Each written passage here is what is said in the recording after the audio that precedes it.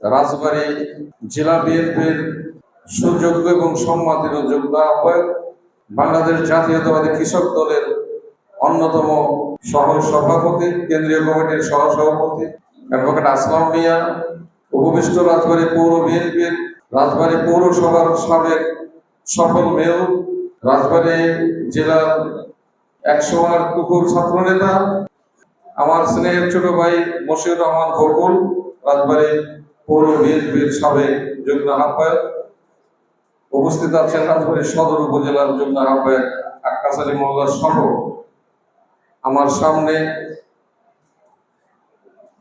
যেসব হিন্দু ভাইয়েরা আছেন আপনাদেরকে জানাই নমস্কার এবং আদাব। মুসলমান ভাইদের জানাই আসসালামু আলাইকুম। সাথী বন্ধুগণ, আজকে আমরা সকালে একটা প্রোগ্রাম করেছি রাজবাড়ীতে হিন্দু ভাইদেরকে নিয়ে এবং ব্যাপকভাবে তারা এসেছিল। আসলাম ভাইকে শুভেচ্ছা জানিয়েছেন এবং আসলাম ভাইয়ের পক্ষে অনেক কথা বলেছেন।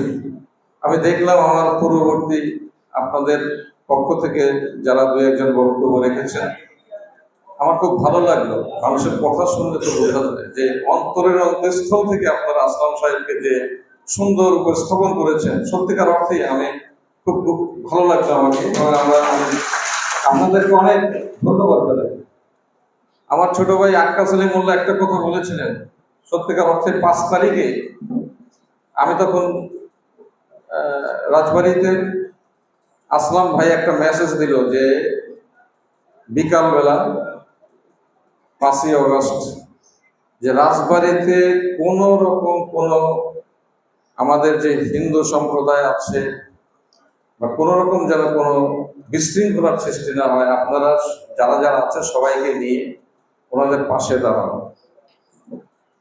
এবং আমার মনে আছে তৎকালীন ওসি সাহেব ফোন দিয়েছিল, কিন্তু উনি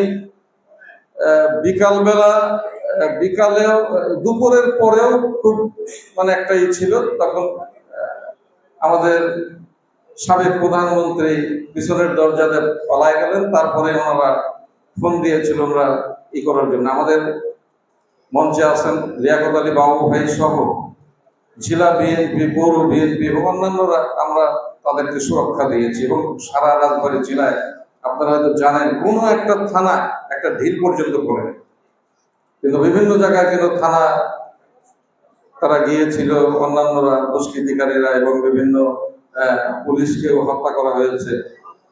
কিন্তু রাজবাড়ীতে এই সুশৃঙ্খলতা ছিল। এবং আসলাম সাহেব সার্বক্ষণিকভাবে এবং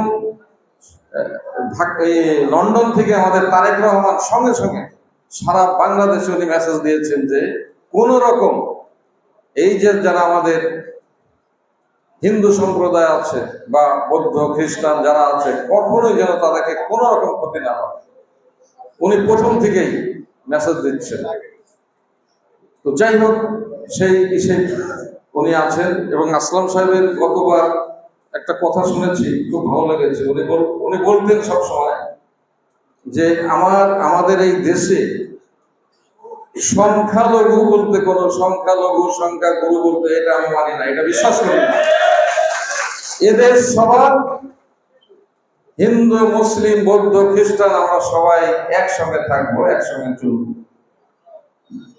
এবং আছেও কিন্তু আমরা কিন্তু তাই আছি। কিন্তু কিছু কিছু দুষ্কৃতিকারী তারা উচ্ছৃঙ্খলতার পরিচয় দিয়ে এদেশে অশান্তি সৃষ্টি করে।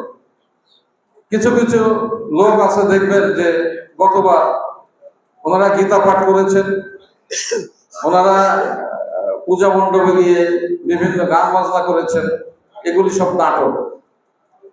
এইসব যারা এই আমাদের মানে সম্প্রীতিকে বজায় রাখে না, এই ইলেকশনের আগে নাটক করে করে এরা এইভাবে আপনাদের মধ্যে ঢুকতে চায়। এদের থেকে আপনাদের সাবধান থাকতে হবে। এরা বিভিন্ন কৌশল করে এদেশে যাতে শান্তি না হয়। আমি একটা কথা বলি, আমি ঢাকা থেকে আসছি আজকে, ওই কালকে মাগরিবের নামাজের সময় মসজিদের সামনে দাঁড়িয়ে তো এই লিফলেট বিলি করছে, তো আমি মনে করলাম অন্য কোনো লিফলেট হবে। এখন প্রথম আমার হাতে দেওয়াতেই দেখি মুসল্লিরা সবার হাতেই দিচ্ছে, তা জামাতে ইসলাম। তা আমি আবার ওর হাতের মধ্যে এরকম মানে জোর করেই ঢুকাই দিয়ে আমি বললাম যে, তো বলে ভাই আপনি এরকম করলেন কেন? হ্যাঁ, আমরা কি মসজিদকে আপনারা বানাইলেন, এই রাজনৈতিক কি কার্যালয় বানাইছেন মসজিদে? কেন বাইরে দেওয়া যায় না, মসজিদের ভিতরে কেন এই কথা বলে আমি এটা চলে আসছি। তো এদের কাজই হলে এইগুলি করা। এবং এর আগে এক অনলাইনে দেখলাম যে মসজিদের মধ্যে মিটিং করতেছে, তখন এলাকার লোক গিয়ে তাদেরকে বের করে দিচ্ছে যে মসজিদের ভিতরে এগুলি চলবে না, মসজিদ মন্দিরে কোনো রাজনৈতিক কোনো হবে না আমার জানা। যাই হোক, আসলাম ভাই চাওয়ার পর কোনো কিছুই নাই। আপনারা এখন আপনাদের এলাকার লোক গলন্দবাসী, উনি খানখানাপুর গলন্দ পাশাপাশি, ওনার চাওয়া পাওয়ার কিছু নাই। উনি দীর্ঘ 17 বছর উনি আন্দোলন সংগ্রাম এবং বিভিন্ন রকম মানুষের হয়রানি থেকে রক্ষা করায় আসলাম ভাই। আমি নিজেও জেল কেটেছি, নিজেও আমাদের মধ্যে ম্যাক্সিমাম লোক এখানে জেল কেটেছি। আমার খুব মনে পড়ে ওনার ঋণ আমার শোধ করা সম্ভব না। আমি ফরিদপুরে অ্যারেস্ট হলাম, উনি রাত 2টা-3টা পর্যন্ত আমার জন্য, আমাদের জন্য, আমার 14 জন আমরা ছিলাম, আমাদের জন্য যে কষ্টটা করেছে। কিন্তু দুঃখের বিষয় সেদিন সারাদিন আমরা অ্যারেস্ট হওয়ার পরে ওখানে ককটেল ফোটানো হয়েছে, এটা শেখ হাসিনার সময়। তারপরে যে কয়েক মাস ছিলাম, যে কয়েকদিন ছিলাম ওখানে, যতবার ডেট পড়েছে উনি ঢাকা থেকে উনি চলে গেছে ফরিদপুর গিয়ে আমাদেরকে জামিনের খোঁজ খবর নিয়েছে এবং উনি নিজে গিয়ে সবাইকে রিকোয়েস্ট করেছে। এই হলো আসলাম ভাই। এবং এই দীর্ঘ 17 বছর এইরকমই উনি করেছেন।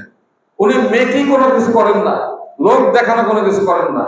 আর ওনার কথা হচ্ছে, আমার কিচ্ছু দরকার নেই, আমি যদি জনগণের সেবা করতে চাই আমাকে একটা বার সুযোগ দেন, একবার, আমি দ্বিতীয়বার করবো।